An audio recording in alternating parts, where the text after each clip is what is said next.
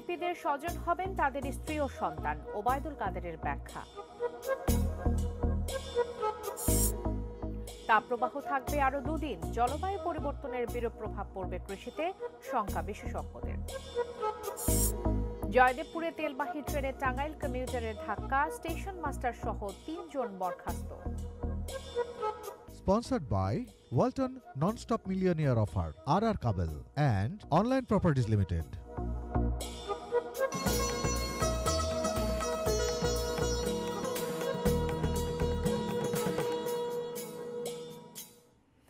দেখছেন ATN news. সারা দেশের সর্বশেষ খবর নিয়ে এটিএন নিউজের নিয়মিত আয়োজন দেশের খবর। আপনাদের সবাইকে স্বাগত জানাচ্ছি, আমি বাবলি ইয়াসমিন। এতক্ষণ শুনছিলেন সংবাদ শিরোনাম, এবারে বিস্তারিত। উপজেলা নির্বাচনে অংশ নেওয়া মন্ত্রী ও এমপিদের স্বজন বলতে প্রধানমন্ত্রী সুনির্দিষ্টভাবে সন্তান ও স্ত্রীকে বুঝিয়েছেন। নির্বাচন থেকে স্বজনদের সরে যাওয়ার বিষয়ে নতুন এই ব্যাখ্যা দিলেন আওয়ামী লীগ সাধারণ সম্পাদক ও সেতুমন্ত্রী ওবায়দুল কাদের। তিনি বলেন, বৃহস্পতিবার সকালে এবং রাতের সভায় প্রধানমন্ত্রী খোলাসা করেছেন স্বজনের বিষয়টি। শুক্রবার দুপুরে রাজধানী ধানমন্ডিতে আওয়ামী লীগের সভাপতির কার্যালয়ে আয়োজিত এক সংবাদ সম্মেলনে এসব কথা বলেন ওবায়দুল কাদের। প্রধানমন্ত্রীর বরাত দিয়ে তিনি বলেন, উপজেলা নির্বাচনে কোনো প্রকার হস্তক্ষেপ ও প্রভাব বিস্তার না করা এবং প্রশাসনকে প্রভাবিত না করার বিষয়টি পরিষ্কারভাবে বলেছেন প্রধানমন্ত্রী। এখনো অনেকের স্বজনে প্রার্থী থেকে যাওয়ার বিষয়ে আওয়ামী লীগের সাধারণ সম্পাদক বলেন, প্রত্যাহার করতে চাইলে নির্ধারিত সময়ের পরেও করা যাবে। উপজেলা নির্বাচনের ব্যাপারেও আমাদের নেত্রীর সিদ্ধান্ত, কোনো প্রকার প্রভাব বিস্তার করা যাবে না, প্রশাসনকে প্রভাবিত করা যাবে না, নির্বাচনকে প্রভাবিত করা যাবে না। আমার স্বজনও একজন প্রার্থী হয়েছে, আমার পার্টির কারো এর সাথে কোনো সংযোগ নেই, নেতৃস্থানীয় কারো সমর্থন নেই, আমার সমর্থনও তো প্রশ্নই উঠে না। নাটোর সদর উপজেলা পরিষদ নির্বাচনে প্রতিদ্বন্দ্বী 2 চেয়ারম্যান প্রার্থীর সমর্থকদের মধ্যে হাতাহাতি ও মারামারির ঘটনা ঘটেছে। আহত হয়েছেন 2 জন।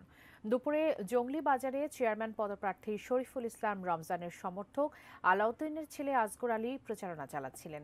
এ সময় অন্য চেয়ারম্যান পদপ্রার্থী রিয়াজুল ইসলাম মাসুমের সমর্থক আলী হোসেনের ছেলে রানা সহ কয়েকজন তাকে বাধা দিলে সংঘর্ষ বাধে।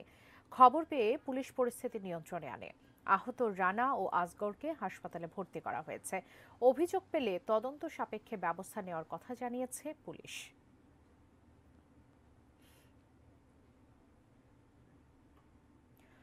কুষ্টিয়াতে প্রচারণায় ব্যস্ত সময় পার করছেন প্রার্থীরা, ছুটে যাচ্ছেন ভোটারদের দ্বারে দ্বারে। তীব্র তাপপ্রবাহের কারণে বিকেলে প্রচারণায় নামছেন প্রার্থীরা। কুষ্টিয়া থেকে নির্বাচনী প্রচারণার খবর জানিয়েছেন আমাদের প্রতিনিধি শরীফুল ইসলাম। ষষ্ঠ উপজেলা পরিষদ নির্বাচনের প্রথম ধাপের যে নির্বাচনের আর মাত্র কদিন বাকি, এর মধ্যে প্রচারণায় ব্যস্ত সময় পার করছেন প্রার্থীরা। গণসংযোগ প্রার্থীদের ভোটারদের দ্বারে দ্বারে ছুটে যাচ্ছেন। তবে কুষ্টিয়া সদর উপজেলায় যে 2 জন চেয়ারম্যান প্রার্থী প্রতিদ্বন্দ্বিতা করছেন, এর মধ্যে রয়েছেন বাংলাদেশ আওয়ামী লীগের যুগ্ম সাধারণ সম্পাদক কুষ্টিয়া সদর আসনের এমপি মাহবুবুল আলম হানিফ এমপির চাচাতো ভাই, বর্তমান চেয়ারম্যান কুষ্টিয়া শহর আওয়ামী লীগের সাধারণ সম্পাদক আতাউর রহমান আতা।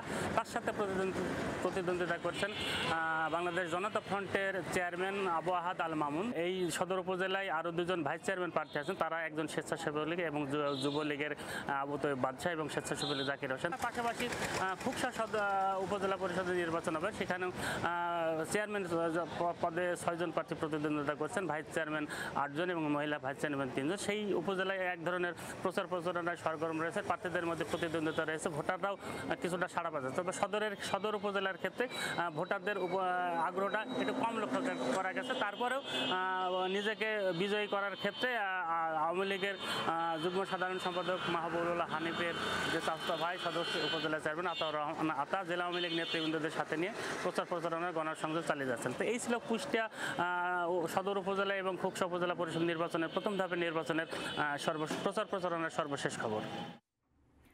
প্রচণ্ড দাবদাহের কারণে বগুড়ার গাবতলী উপজেলার নির্বাচনে প্রচারণা তেমন একটা জমে ওঠেনি। উপজেলার মহিষাবানহাট থেকে জানিয়েছেন উত্তরাঞ্চলীয় ব্যুরো প্রধান চপল সাহা। বৈশাখের প্রচণ্ড দাবদাহে যেমনটা উত্তপ্ত প্রকৃতি, তেমন কিন্তু উত্তপ্ত নয় এই এলাকার নির্বাচনী অবস্থা। প্রচারণা চলছে, তবে সেটা মানুষকে যে ছুঁয়ে গেছে এমনটা নয়, কারণ প্রকৃতির উত্তপ্ততার সাথে কোনোভাবেই মিল খাচ্ছে না বর্তমান অবস্থার এই নির্বাচন। এখানে আমরা দেখতে পাচ্ছি বেশ কিছু লোক বসে আছে, তারা ভোটার অবশ্য। আমি একটু শুনতে চাইবো যে আসলে কেমন মনে হচ্ছে আপনার কাছে? এই ভোটটা মানুষকে কিছুটা দূর হলেও আকৃষ্ট করতে, তবে মনের যে একটা মানুষের আবেগ সেভাবে কোনো আকৃষ্ট হচ্ছে না। কারণটা? কারণ যেহেতু বিএনপি এখানে নির্বাচনে অংশগ্রহণ করে নাই, এই জন্যে এটা আকৃষ্ট হচ্ছে না। আপনি শুনছিলেন যে এই এলাকার যে ভোটার তার কথা, যেখানে ভোটারদেরকে আকৃষ্ট করার মতন অবস্থা ঠিক তেমনটা নেই। তারপরেও হয়তো ভোটাররা ভোটের দিন ভোট দিতে যাবেন এবং ভোট দেবেন, এবং সেক্ষেত্রে দেখা যাবে যে ভোট হচ্ছে, কিন্তু ভোটের যে পরিবেশ, সেই পরিবেশে যে ভোটারদের উপস্থিতি ততটা বৃদ্ধি পাবে এমনটা আশা করা যায় না। চলমান তাপপ্রবাহ আরও দুদিন থাকবে। সোমবারের পর কমে আসবে তাপপ্রবাহ। সকালে সংবাদ সম্মেলনে এ তথ্য জানিয়েছে আবহাওয়া অধিদপ্তর।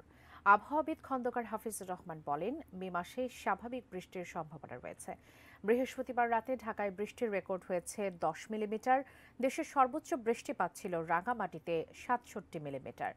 চলতি মাসে দেশের কোথাও কোথাও মৃদু অথবা মাঝারি এবং কোথাও কোথাও তীব্র তাপপ্রবাহ বিরাজ করবে। দিনের তাপমাত্রা স্বাভাবিকের চেয়ে বেশি ও রাতের তাপমাত্রা স্বাভাবিক থাকতে পারে। এছাড়া হালকা ও মাঝারি অথবা তীব্র কালবৈশাখী ঝড়ের সম্ভাবনার কথাও জানান তিনি।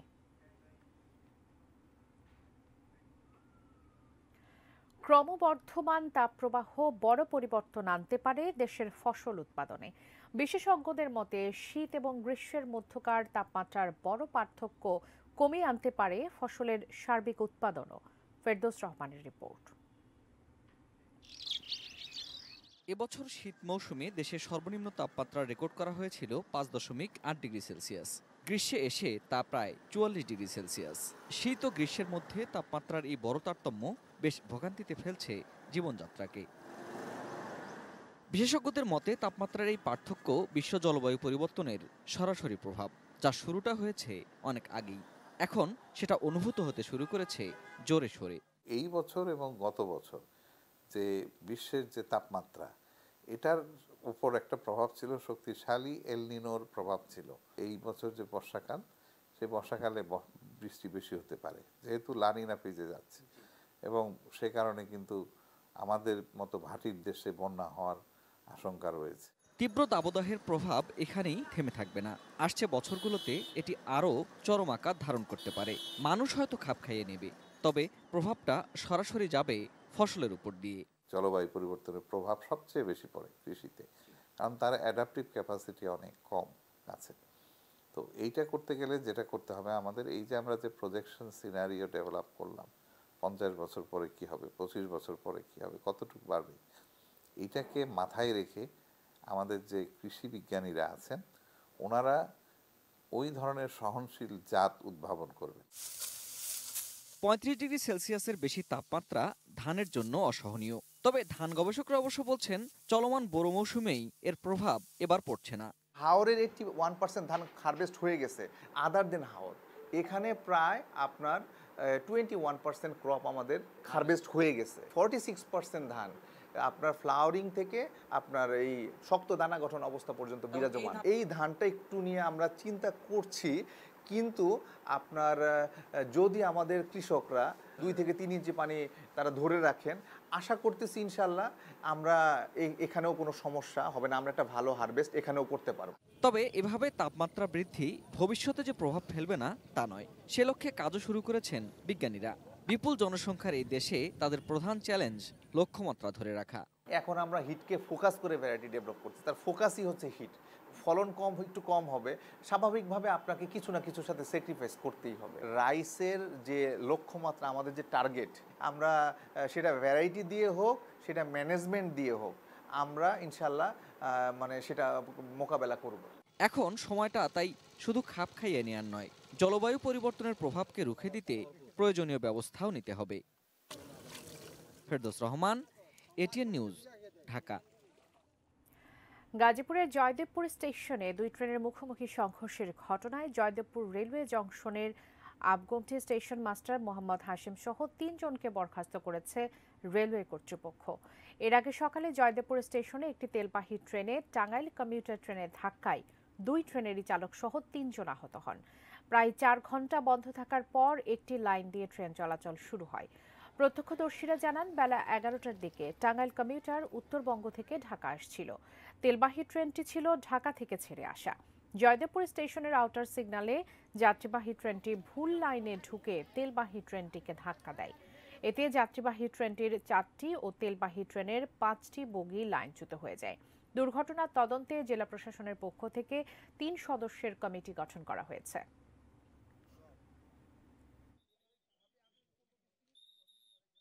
কিন্তু হাফ কিলো যাওয়ার পরে যে লাইনের ওখানে গিয়ে হঠাৎ করে লাইন ডাইনে চলে গেল ট্রেনটা, যেখানে মালবাহী ট্রেন ছিল, তেলের গাড়িটা ছিল, ওইদিকে ডাইনে চলে গেছে গাড়িটা। মালগাড়ির যে চালক ওনারা আহত অবস্থায় পড়ে আছে।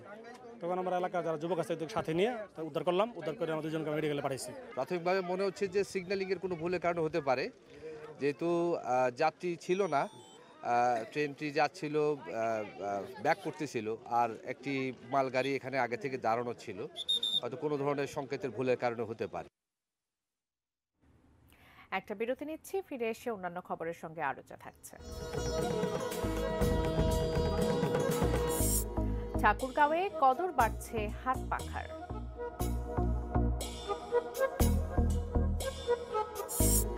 সাতক্ষীরায় কৃষকের মুখে হাসি এনেছে লবণাক্ততা সহিষ্ণু ধান ৬৪-৫৩।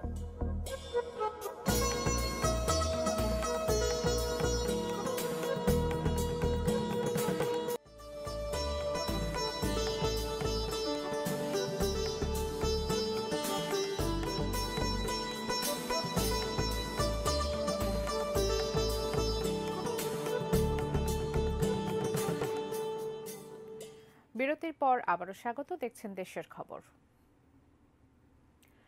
সিরাজগঞ্জের কামারখন্দে চাল কলে ধান সিদ্ধ করার সময় বয়লার বিস্ফোরণে এক শ্রমিকের মৃত্যু হয়েছে। নিহত শ্রমিকের নাম ফজল আলী। এ দুর্ঘটনায় আহত হয়েছেন আরও ২ জন। ভোরে কামারখন্দের জামতৈল পশ্চিমপাড়ার মেসার্স আজাহার রাইস মিলে এই দুর্ঘটনা ঘটে। পুলিশ জানায়, ধান সিদ্ধ করার এক পর্যায়ে বিকট শব্দে বয়লারটি ফেটে যায়। এতে জহুরুল, ফজল ও জিন্না নামে ৩ জন আহত হন। কামারখন্দ উপজেলা হাসপাতালে প্রাথমিক চিকিৎসা শেষে জহুরুল ও জিন্নাহকে বাড়ি পাঠিয়ে দেওয়া হয়। তবে ফজলের অবস্থা গুরুতর হওয়ায় উন্নত চিকিৎসার জন্য তাকে ঢাকায় পাঠানো হচ্ছিল। পথেই তার মৃত্যু হয়। বয়লার বিস্ফোরণের বিষয়টি খতিয়ে দেখছে পুলিশ। গাজীপুরের কাশিমপুর কেন্দ্রীয় কারাগার থেকে আজ জামিনে মুক্তি পেয়েছেন হেফাজতে ইসলামের বিলুপ্ত কমিটির কেন্দ্রীয় যুগ্ম মহাসচিব মামুনুল হক। কাশিমপুর হাই সিকিউরিটি কেন্দ্রীয় কারাগার কর্তৃপক্ষ এ তথ্য নিশ্চিত করেছেন। গতকাল বিকেলে জামিনের কাগজপত্র কারাগারে পৌঁছায়। যাচাই বাছাই শেষে আজ সকাল ১১টায় তাকে মুক্তি দেওয়া হয়। ২০২১ সালের ৩ এপ্রিল নারায়ণগঞ্জের সোনারগাঁওয়ে রয়্যাল রিসোর্টের একটি কক্ষে মামুনুল হক ও তার কথিত স্ত্রীকে অবরুদ্ধ করে স্থানীয় জনতা। খবর পেয়ে পুলিশকে জিজ্ঞাসাবাদ করার সময় হেফাজতে ইসলামের নেতাকর্মীরা হামলা চালিয়ে তাদের ছিনিয়ে নেয়। ওই ঘটনার ১৫ দিন পর মামুনুল হককে পুলিশ রাজধানীর মোহাম্মদপুরের জামিয়া রহমানিয়া আরাবিয়া মাদ্রাসা থেকে গ্রেফতার করে।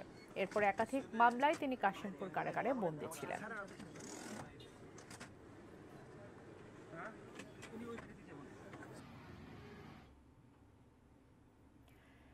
তীব্র তাপপ্রবাহে অতিষ্ঠ জনজীবন। এমন গরমের মাঝে ঘন ঘন লোডশেডিংয়ে কদর বেড়েছে হাত পাখার। ব্যস্ততা বেড়েছে এই শিল্পের সাথে জড়িত কারিগরদেরও।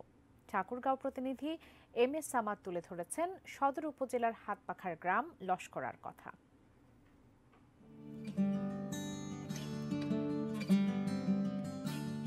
কয়েক বছর আগেও গরমের দিনে হাত পাখায় ছিল সহায়, ঘরে ঘরে ছিল এর কদর।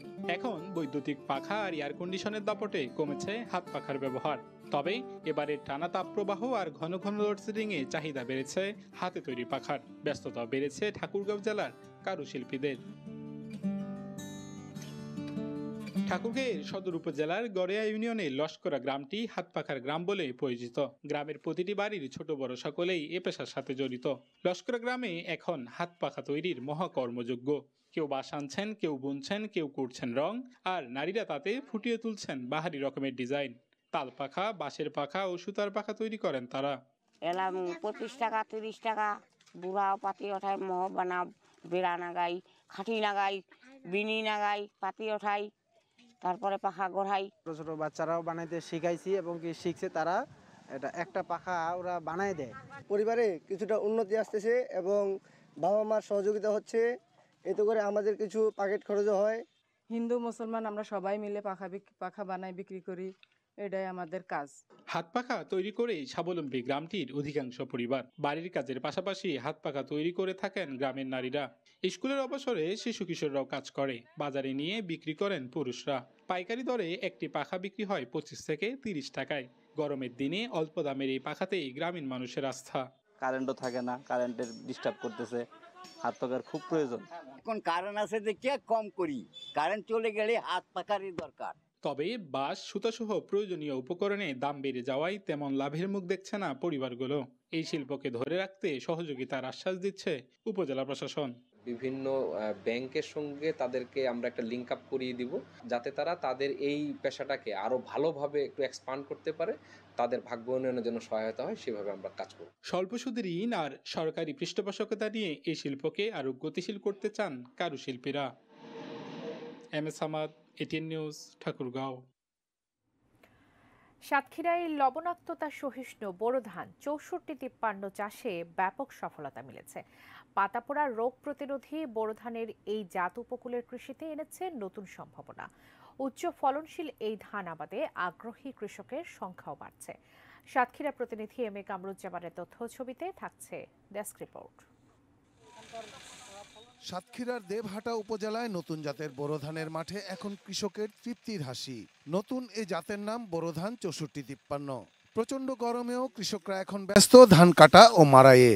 লবণাক্ত মাটিতে দীর্ঘদিন ধরে নানা জাতের ধানের আবাদে যখন মিলছিল না কাঙ্ক্ষিত ফলন, তখন নতুন এই জাত কৃষককে দেখিয়েছে আশার আলো।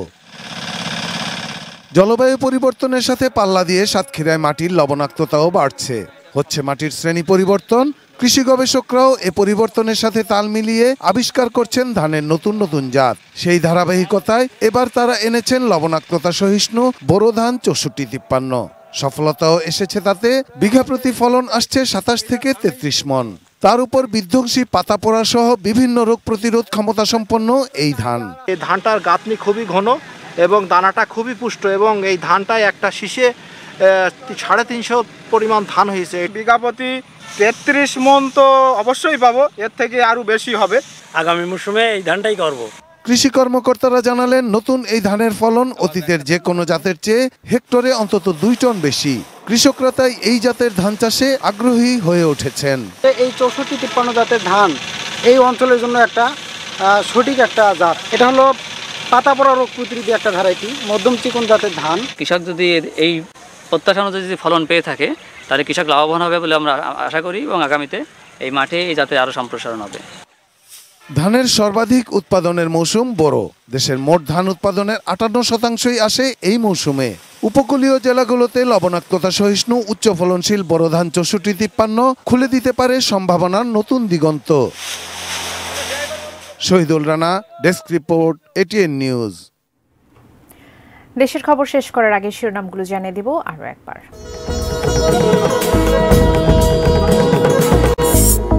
মন্ত্রী এমপিদের স্বজন হবেন তাদের স্ত্রী ও সন্তান, ওবায়দুল কাদেরের ব্যাখ্যা। তাপপ্রবাহ থাকবে আরো 2 দিন, জলবায়ু পরিবর্তনের বিরূপ প্রভাব পড়বে কৃষিতে, শঙ্কা বিশেষজ্ঞদের। জয়দেবপুরে তেলবাহী ট্রেনে টাঙ্গাইল কমিউটারের ধাক্কা, স্টেশন মাস্টার সহ 3 জন বরখাস্ত। ঠাকুরগাঁওয়ে কদর বাড়ছে হাত পাখার।